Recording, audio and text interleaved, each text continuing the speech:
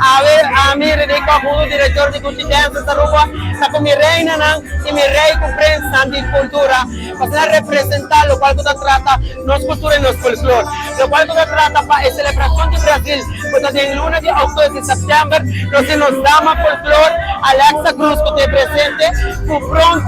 vai de eleição, na onde vai competir para título máximo, para sair a dama de Aruba. Junto com nós, o chiquitinho, Prensa Cultural de Aruba, Jairon Koch, que também vai aportar na cultura,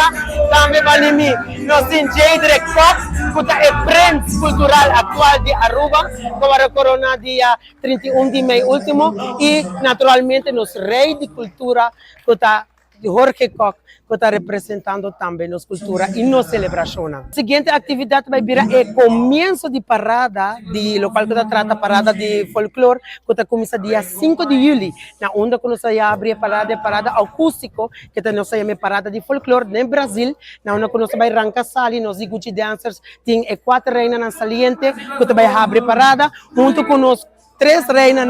atual que vai estar para competir para título para o qual está 2026. Tudo isso aqui você pode arribar nas páginas de Gucci Dancers Aruba e também de Fundação Chico Harms, a celebração de Brasil,